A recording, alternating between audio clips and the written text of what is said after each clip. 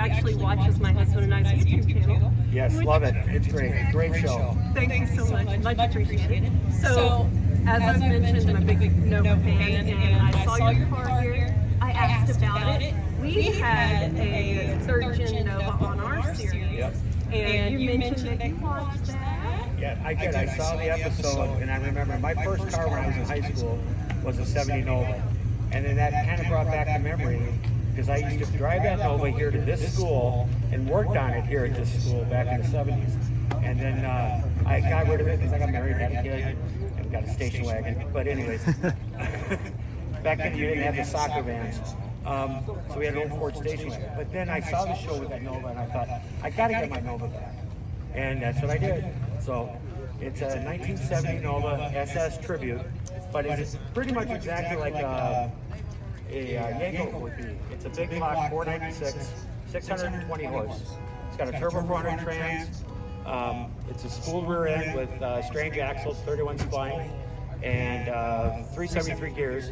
I first put 430 gears in it, but on a freeway, forget it. Very low. Yeah, very low. And I mean, I'm doing like 6,800 RPM on the freeway, and I'm, just like, there's no more gear. And I'm like, come on, I gotta go, So I kind of calmed it down a little bit. I kind of went a little nuts when I did it. The first transmission in it was a 400 with the reverse 3-speed valve body and with the trans brake, and I took that out and then put just the turbo 400 in there. It's more of a driver, but still 4.5 miles to the gallon. But you gotta love your big blocks. If you got a big block, you can't look at the gas prices. And you got that bottle between those two front seats as well, don't you? Yeah, it's a little bit. Sometimes the baby has to have a little bit of the bottle, but He's got nitrous on it. I mean, this thing's serious. it screams, it goes, and it's just, when you have a high school dream and you want it back, you get it back. But in high school, I couldn't afford it. I still can't afford it, but that's what I says. Are you nuts? I'm like, yeah. Well, I just think it's so special that you went to this school. I did. You told me that these are the guys that got you into wrenching, and then you went on to work for GM for Right. years and years, and you earned enough money to buy your dream car and build it in an awesome way. Yep. When you have a dream, go for it. Don't try to get it done in a month or so like that you see on some shows. It takes time. Just take your time, do it how you want it, and then, it's your car. But yeah, it's fun to drive, it really is.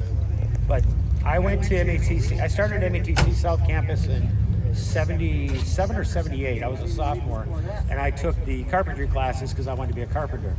Well, then a friend of mine says, hey, I'm going to do the automotive course. So I did the automotive course. I cut my finger, got grease and oil in it, and that was it. I was hooked. I was addicted. And I went through all the courses, did the diesel class, did the engine lathe class. Then I met Dan Kolazinski, was a service writer at Brager Chevrolet, and he says, hey, I can get you in the GM Tech Train program if you're interested. And at that time, I was married for like a year and a half. I said, yeah, definitely. And that's how it went. And I got ASC certified, got GM certified, and worked for Brager for a number of years. Well, that is just awesome. We're so grateful you're here. Thank you so much for telling us about your car. Well, thanks for coming to Wisconsin. I wish you would have brought us some Texas weather, but it's coming. It's Wisconsin. Wait 5 minutes, the weather changes. That's right. Well, thanks so much. Sure. Thanks.